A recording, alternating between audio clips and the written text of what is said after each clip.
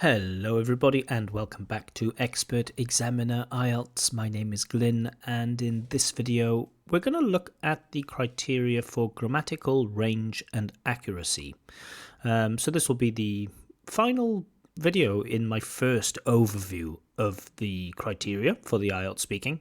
Let's get into it. So grammatical range and accuracy, maybe as English teachers, it's the thing that we are trained most to notice, right? Notice students' grammar mistakes. That's kind of, I don't know, for the first 10 years of my teaching career, that's pretty much what I was doing. Like, teach grammar, identify grammar mistakes. Teach grammar, identify grammar mistakes. Of course, languages are so much more than grammar, but, very often that's what students want from you, and if you work at a language school, which I used to, then, that's kind of the main thing that's required from you. Anyway, let's get into it. Let's have a look at this stuff. So, let's start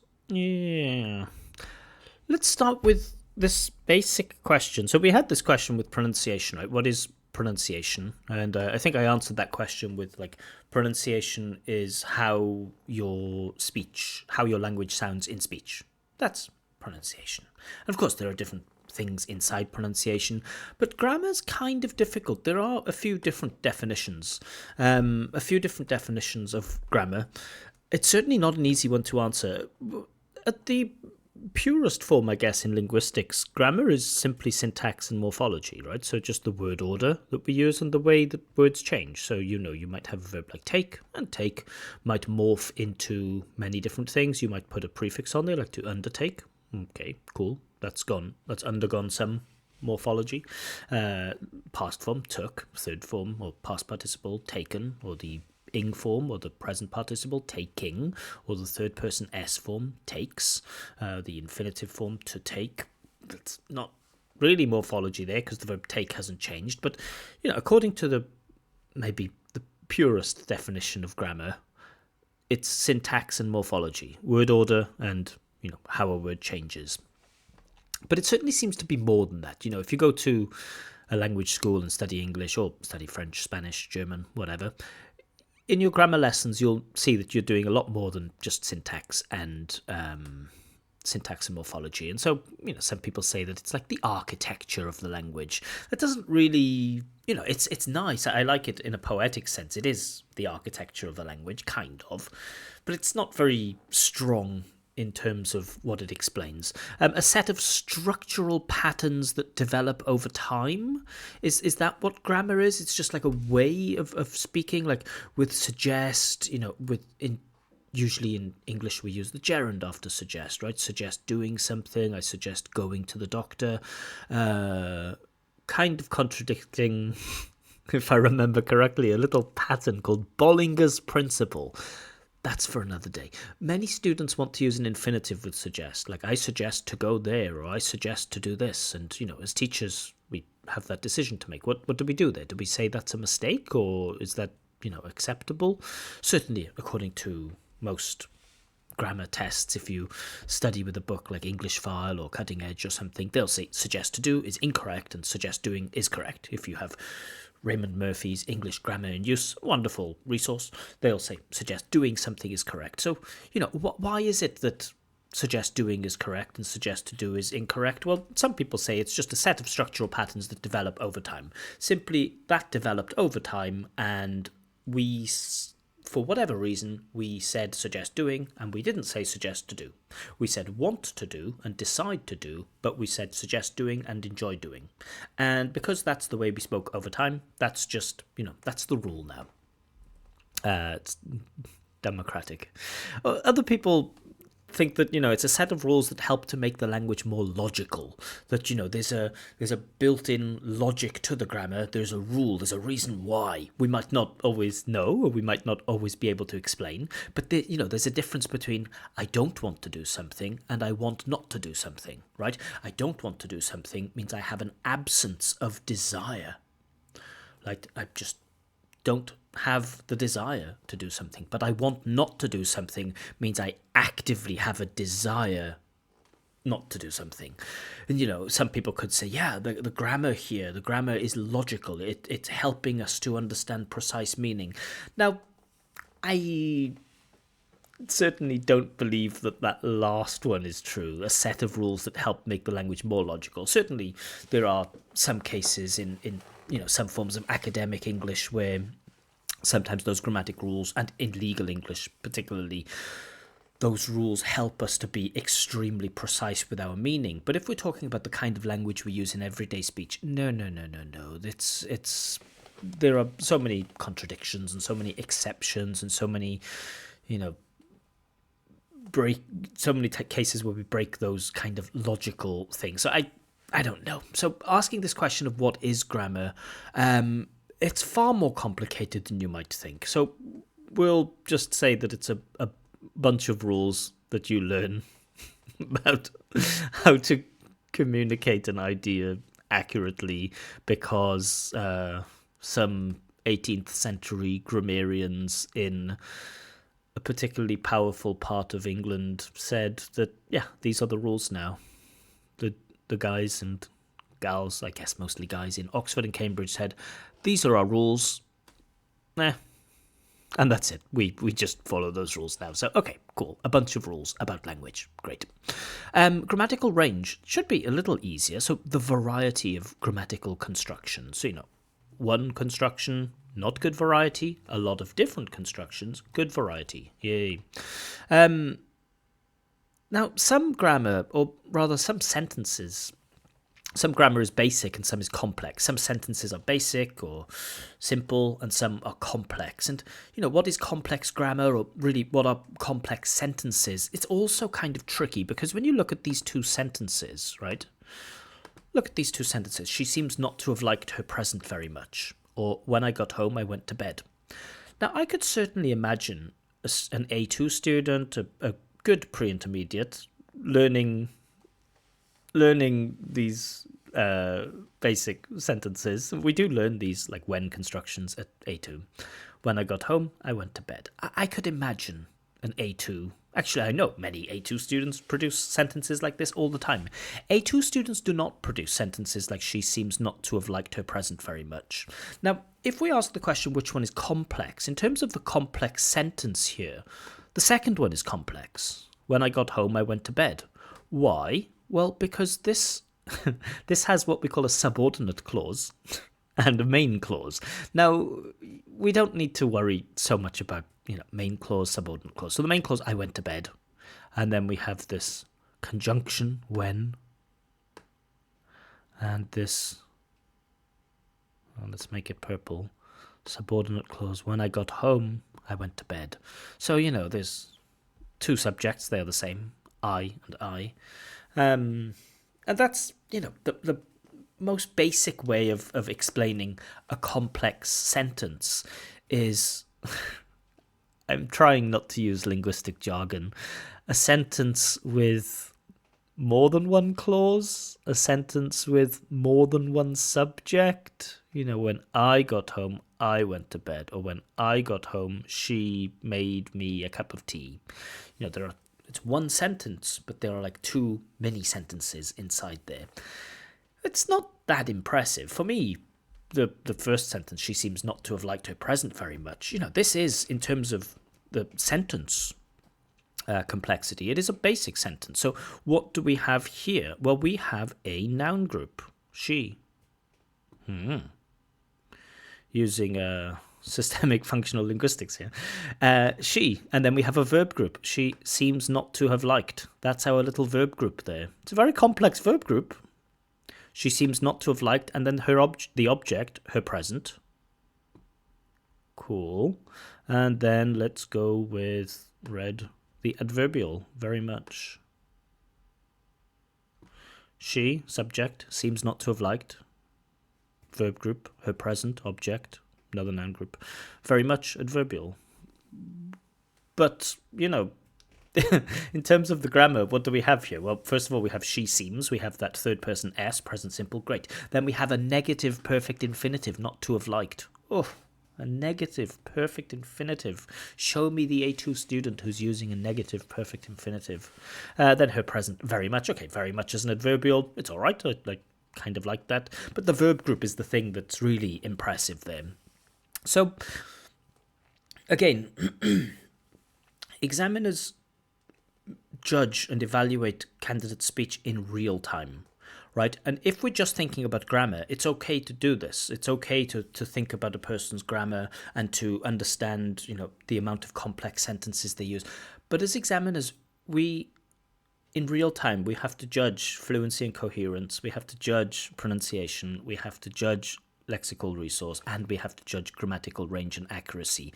So we certainly get nothing that is quantitative. We get nothing of they use this number of constructions. We never get anything like that. It's often an impression mark. It seemed as though they used a wide variety of grammatical constructions, or I remember they used that, and that was kind of impressive. So the IELTS criteria can say what it wants.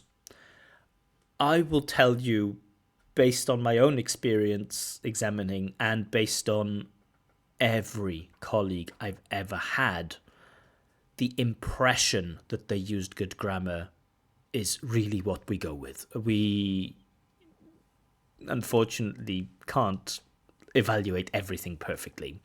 When we record things, we can do it, but we don't do this. Of course, the tests are recorded, but we don't listen back to the recording to understand what score someone got. Anyway, so I just want to say that the criteria versus the human aspect here, that's kind of an important thing. And, the human aspect, hearing a sentence like she seems not to have liked her present very much, to me is going to stand out so much more than when I got home, I went to bed. Even though a lot of the criteria says that using complex sentences is important, I'm a human and I'm a teacher and I'm impressed by grammar that's a little bit more complicated. Very important, not needlessly complicated. It has to be used appropriately. We'll talk about this thing of flexibility a little bit in this video, but it really has to be used appropriately. So often you get candidates who, they've learned the future perfect, right? The future perfect tense. There are no future tenses in English, just saying that. The future perfect tense. So they learn by plus adverbial plus subject plus will plus have plus third form, right? By midnight tonight, I will have gone to bed. And so they learn that construction, and so they really, really, really want to use that construction. And so you have a question like, oh, tell me about your future plans. You go, oh, okay, my future plans, right? By this time tonight, I will have gone to bed. It's not enough. So many candidates think that's enough. They think it's like the secret code. If I use future perfect, that's it, right? I can just say, okay, that's the end of the test. I'll collect my 9.0 now. Goodbye. No, this is a speaking test. Speaking naturally is so much better than. I use the term to crowbar. So a crowbar is a type of bar, a type of instrument that criminals use if they want to break into a house. So there is a locked door. They have a special type of bar. They can put it between the door and break it open. It's not sophisticated. It's not natural. And the verb to crowbar an expression or a construction into a sentence is this thing that I'm describing. And as examiners, it's so easy to notice it. So just a couple of points. I know probably you don't want to hear all of these points, but I think it is important to say it. Anyway, let's look at the different IELTS bands. So we're going to look at bands 4, 5, 6, 7, and 8. Oh, but before that, I do have to mention the other part. So not just grammatical range, talking about, the different levels of complexity, but also accuracy. This one is very easy. How many mistakes do you make? That's it. Candidate makes a lot of mistakes. The candidate makes some mistakes. The candidate doesn't make many mistakes. The candidate makes hardly any mistakes, and the candidate doesn't make any mistakes at all. Those are sentences that go through our mind when we listen to people speaking. So that one's pretty easy. Anyway, let's get into it. We'll start with band 4 and then we'll go up to band 7. Again, I'm not going to touch band 8 or 9 for the moment. All right, so band 4. The candidate only produces basic sentence form. So, present simple, maybe past simple. Generally, only short stretches of speech don't have mistakes. So, my name is Misha. I live in Paris. I like chocolate. Those short sentences, they don't have mistakes, but anything slightly longer, we're going to start to see mistakes. The candidate almost never uses subordinate clauses, and so I don't know why the folks at IELTS, the people at IELTS, are so impressed by subordinate clauses, because, I don't know. What are subordinate clauses? Well, that thing I mentioned earlier, right? Before I So before I go to bed, I brush my teeth. If I If I had $1 million, I would move to, I don't know, Dubai. She asked me if I wanted a cup of tea. I'm not sure why they didn't come to your party. So, you get a couple of sentences, a couple of subjects here. Before two subjects. If two subjects. She asked me if I, two subjects. I'm not sure why they, two subjects. Often linked with like a little linking word, a little conjunction, a little bridge word that helps to connect these two clauses. But all right, yeah. So at band 4, they don't really use those. Now, I have students who are A2 who can use subordinate clauses without too much provocation. So I don't know if it's fair. Anyway, doesn't matter. These are IELTS rules, not mine. Next one. Turns are short. So what do we mean by a turn? Well, a turn is like when one person speaks. That's their turn. Then the other person speaks. That's their turn. So, in short, they give short answers. Where do you live? I live in Spain. Now, you might think this is a problem with fluency and coherence. There's a lot of overlap about, extending your answers. Developing and extending answers gives you points for fluency and coherence. It gives you points for lexical resource, because one of the parts in lexical resource says, they don't have enough vocab to extend their answer. And also we get this in grammar too. Turns are short. And also, even in pronunciation, there's a point in pronunciation about like sustaining appropriate intonation over longer sentences, over longer turns, so that something like, even though I didn't pass the test at the first attempt and I thought that I would, I managed to do it the second time. So I've maintained that.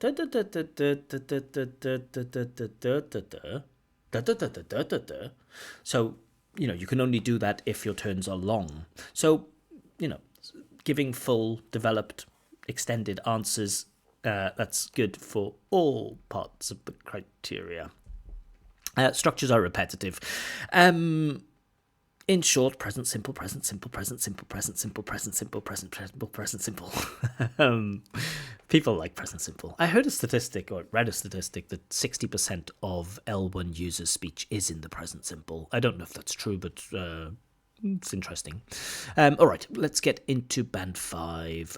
Candidates' accuracy with basic sentence forms is quite good. So, the third person S, they kind of get. The past simple, maybe some irregular verbs they don't get, but the basic sentence structures, they're fine. The verb to be, they don't mix it up. Maybe there are some times where they mix it up because they're not sure of the part of speech, like I am agree, for example. In many languages, like agree is some adjective, but in English it's a verb. So, you might get some mistakes, but generally, and also the candidate's accuracy is quite good. So it's not perfect, it's not even very good. It's just quite good. It's all right. All of that stuff you learn at A2, at pre-intermediate, maybe not even intermediate, but the stuff you learn at elementary and pre-intermediate, it's all right. And again, that's examiner makes that decision about what all right means, but yeah. It's all right. Secondly, they try to use some complex structures, but there's not much variety. So there are some attempts at complex structures. And again, what do we mean by complex structures? Well, they use complex structures here, not complex sentences, but they use complex structures. So, they haven't mentioned anything about complex sentences, which doesn't matter. So complex structures, it doesn't have to be anything quite as complex as she seems not to have liked her present, but it could just be something like, she asked me to do it. Ask somebody to do something, or let somebody do something, or see somebody doing something. Some of those, like gerund, infinitive, verb patterns, some of those, maybe passive voice and things like this, but not just the simple, not just like this was invented, but maybe present perfect passive, maybe that's a bit more complex. But thirdly, complex structures almost always have mistakes. So, there are attempts to use them, but not a huge amount of variety. And also, quite often, we see mistakes with those complex structures. So, the basic A2 English file, pre-intermediate grammar, more or less okay, all right. And then, like the intermediate stuff, it's like, oh, there are a lot of holes there. Interesting about what qualifies as a complex structure. I had a conversation with a colleague before about he awarded a candidate a band 6 for grammar, and I was listening to this speaking test because it was online, and I asked him, why did you award her band 6? Because there is no way. I was thinking like maybe band 4 for grammar, maybe band 5 maximum. And he said, well, she used present perfect. And I thought, like, is this where we are now? It was 2021. Is this where we are in 2021, where our brothers and sisters all over the world who are learning our beautiful illogical language, like that's how much faith we have in them? Like, if they use present perfect, we're like, yeah, we'll give you upper intermediate. Like, nah, not good enough for me. Sorry. But different examiners have different views, and yeah, okay, fine. Finally, if the candidate tries to use any complex forms, they often have to stop and reformulate. This is something very noticeable, not just with grammar, but with vocabulary too, this reformulation. You start delivering a sentence and then halfway through you realize that you can't say what you want to say, right? Oh, she suggested me to... Ooh. She suggested me going... Ooh. She said it's a good idea to go to the doctor, right? So you reformulate it with simpler grammar because, to use an idiomatic expression, the candidate bites off more than they can chew, or they order more food than they can eat. Okay, so that's band 5. Nothing too impressive here. So anyone can get a band 5. And keep in mind, band 5.5 is the lower scale of B2, which IELTS is very generous. Very generous. Anyway, all right, band 6. So the candidate uses a mixture of basic and complex sentence forms. So here we get back to sentence forms. Sentence forms. So those are, 1 subject, 2 subject. I like chocolate, and even though I like chocolate, my sister doesn't. That's a complex sentence form because we have 2 subjects now. There are also compound sentence forms, but it's not so important. Excuse me. Secondly, the candidate uses a variety of structures, but with limited flexibility. So flexibility is a word that comes up so often in the criteria. And I'm going to explain one feature of flexibility. I'll explain 2. First of all, the appropriacy, the suitability. Does the candidate use this grammatical construction because that's the correct grammatical construction to use here? Or do they use this grammatical construction just because they think that one sounds good, right? So, you ask a candidate, what did you do yesterday? Oh, I went to work. But if I hadn't gone to work, I would have stayed at home. It's like, okay, you've really made a special effort to use the third conditional there. So I don't think that's good flexibility. You haven't dropped it in. You haven't used it in the most natural way. You've just really tried to use it. Now, a second aspect of flexibility is the way in which it fits in with the rest of your speech, right? So if you're thinking of a part 2, Long term, maybe you have a task like talk about a time when you saw something unexpected. And so you go, okay, I'm going to use my narrative tenses here. So it's past time. I'm going to tell a story. So I was walking down the street one summer's day, and then suddenly I saw a man walking across the street. And I thought that I'd seen him before. And it turned out that it was my uncle, and I hadn't seen him for years and years. But actually now, I see him quite often. Anyway, I didn't recognize him at first. So I've started with my narrative. I've used a range of narrative tenses: past simple, past continuous, past perfect. I think I used like a see somebody doing something construction too. Nice. But then I stepped out of the narrative and I stepped back to the present time and said, actually, nowadays I still get on with him well. So I've gone out of that narrative and into like present time talking. I am English examiner. So that's an example for me of like really, really, really full flexibility. But at band 6, we have very limited flexibility. So maybe these complex structures, maybe they exist slightly inappropriately, or maybe they don't exist perfectly within the context of everything that you're saying. Maybe it's not the best construction to use at the time. So limited flexibility. Thirdly, the candidate often makes mistakes, especially in complex structures. So we expect mistakes in the complex structures. These don't affect communication very often. They might once or twice, but in general, the mistake, let's say you have I want that you will come to my party. Okay, usually we don't use want that somebody will do something. We usually use want somebody to do something. But I understand the meaning here. I waited when the doctor arrived. Okay, I waited for the doctor to arrive, not I waited when the doctor arrived. But it's still, the main idea is okay. The lack of grammar, the bad grammar, the grammar mistakes don't negatively affect the communication much. 2 or 3 times maximum, okay. Don't like to use numbers. And finally, let's get on to band 7. So nothing massively impressive in band 7. Candidate uses a range of structures with flexibility. So there is a difference between band 8, a wide range of structures, and a range of structures. Again, this is so subjective for the examiner, and we do not have time, and we do not have the 4 brains that we need to really, really differentiate quantitatively between a range of structures and a wide range of structures.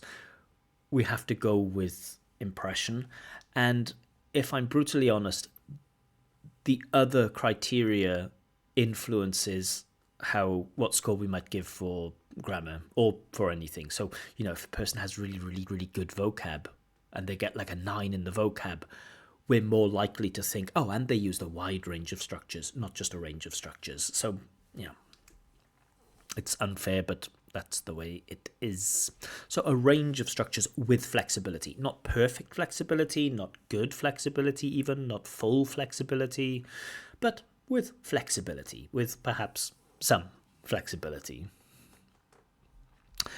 Secondly, the candidate produces a lot of sentences that don't have any mistakes. So notice you don't get this at 6. You don't feel like a 6, even though 6 is B2 upper intermediate. You should expect that. But no, this is only at band 7. The candidate produces a lot of sentences that don't have any mistakes. So really, I've seen a lot of YouTubers giving advice about IELTS, and some better than others. And some of them say, focus on what you know, focus on tidying up the mistakes, focus on accuracy, don't worry about complex structures, don't worry about any difficult grammar, just try not to make any mistakes. And I can see if a candidate wants a band 7, that's not a bad strategy to start with. Tidy up those verb to be. Articles I know are a pain, but there are ways of hacking articles. Present simple, verb to be, past simple, future be going to, bit of present perfect, present continuous, a few different modal verbs. Get those right. Gerund's infinitive patterns. Yeah, if you get those right, you can produce a lot of sentences that don't have any mistakes. So this is the entry point. Band 7 is the first time when a candidate produces a lot of sentences that don't have any mistakes. Maybe 3 sentences in a row without mistakes. Wow.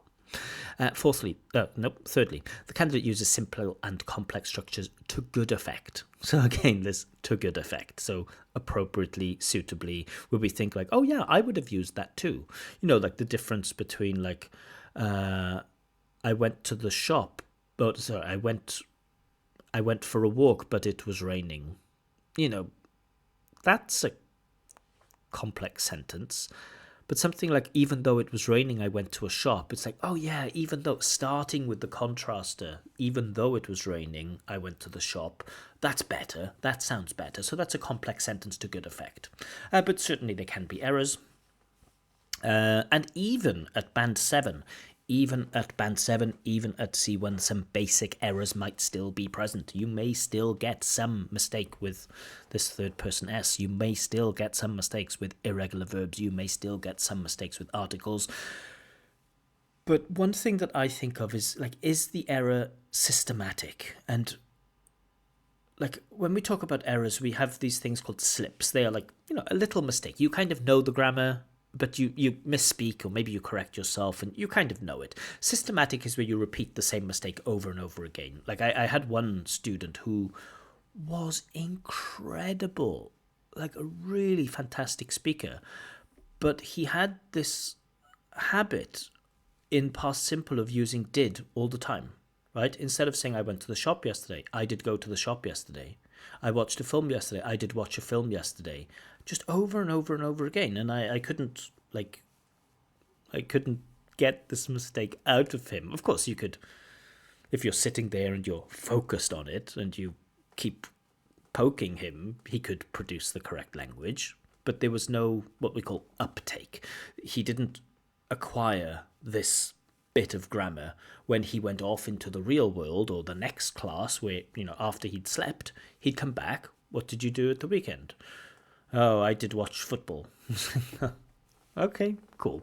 So these systematic, if it's the same type of grammar mistake repeated over and over, if it's a basic bit of grammar, I think, yeah, probably not a band 7. Anyway, that's my fast overview, and that completes my overview of the different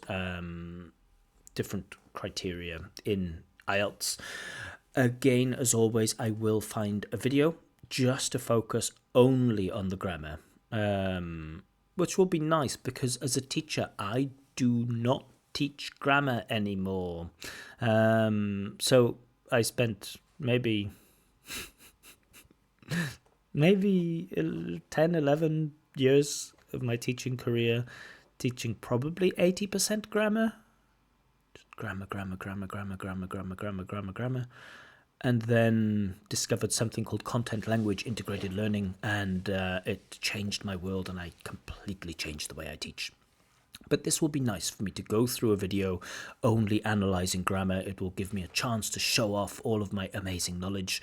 Anyway, I'm going to stop talking. I hope you found this video useful, if anyone's watching. Of course, in May, I am giving away some free practice tests. So if you want to have a practice test, IELTS speaking, with about 60 minutes, 60 minutes of my feedback, picking apart every part of your speech, showing you every little weakness, and of course giving you your score, and of course pointing out some of your strong points, and of course summarizing and giving you some advice about some things to work on. If you're interested in that, please do get in touch and we will set it up. But for now, that's all. Have a wonderful evening, day, weekend, whatever. Bye for now.